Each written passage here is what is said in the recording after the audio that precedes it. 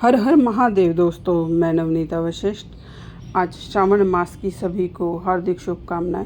श्रावण मास का आरंभ ही सावन के सोमवार से हो रहा है। आज बहुत ही शुभ और श्रेष्ठ दिन है। श्रावण मास में विशेष रूप से आज से हिंडोला उत्सव मनाया जाता है। आज के दिन विशेष रूप से झूला को सजाया जाता है। ये शिव पार्वती का झूला सजाया जाता है, या किसी भी शिव मंदिर को आप फूलों से सजवा सकते हैं। आज विशेष रूप से राधा कृष्ण का झूला भी झुलाया जा सकता है। जो भी आपके आसपास मंदिर है और नहीं है तो अपने घर के मंदिर को भी आप फूलों से सजा सकते हैं।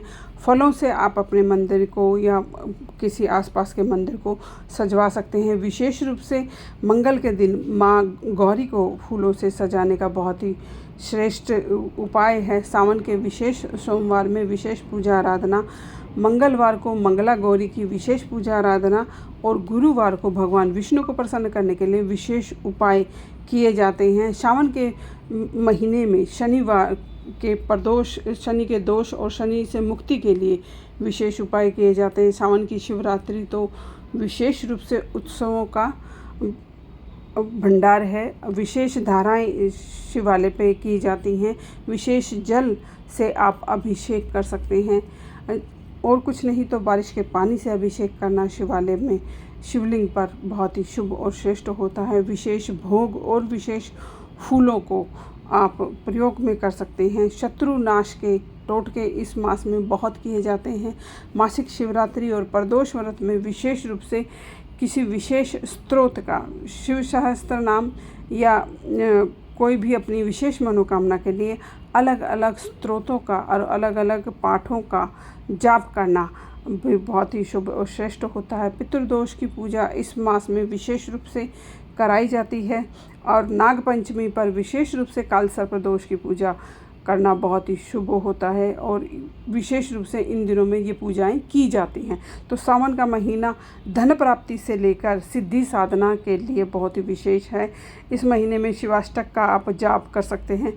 विष्णु सहस्त्र नाम शिवजी ने ही बनाया था, इसलिए उनका जाप करना बहुत ही शुभ होता है। आज विशेष रूप से वाटर लिली, जिसको बरसाती फूल बोलते हैं, उससे शिवलिंग का अभिषेक करना और उनको पर चढ़ाना, श्रृंगार करना बहुत ही शुभ होता है।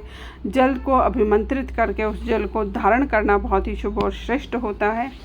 कावड़ लाना और कावड़ में जो गंगा जल आता है उसके विशेष उपाय से आप बहुत ही इस मास का भरपूर फ़ायदा उठा सकते हैं। विशेष पूजा आराधना आप इस मास में कर सकते हैं। सिद्धियों की प्राप्ति के लिए विशेष रूप से बहुत ही श्रेष्ठ मास है।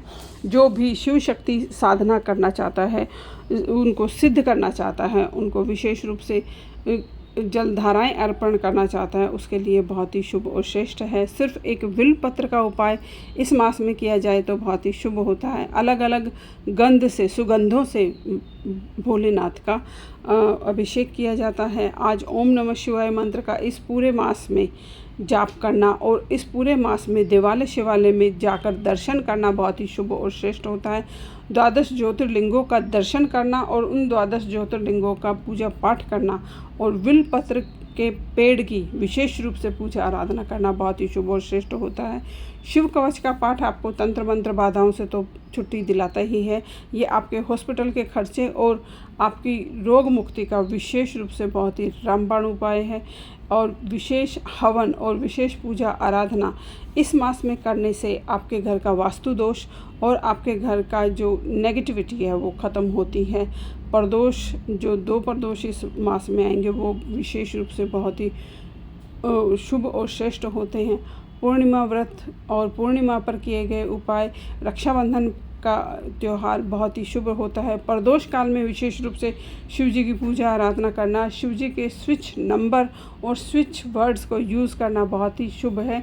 ये आपकी किसी भी मनोकामना को पूर्ण करने के लिए अपने आप में पर्याप्त है। नवग्रह पूजा आराधना, नवग्रह शांति पूजा इस मास में करना बहुत ही शुभ और श्रेष्ठ होता है। एक दीपक का उपाय भी आपकी सभी मनोकामनाओं को पूर्ण कर देता है। प्रदोष काल में शिवालय में एक दीप जलाने से आपकी सभी मनोकामनाएं पूर्ण हो जाती हैं। किसी विशेष कार्य सिद्धि के लिए, अपनी मनोकामना की पूर्ति के लिए ये मास बहुत ही विशेष और शुभ है। इस मास का भरपूर फ़ायदा उठाएं और आपको आपकी मनोकामनाओं की पूर्ति हो, इसी भाव और विश्वास के साथ सावन की हार्दिक शुभकामनाएं। नमस्कार।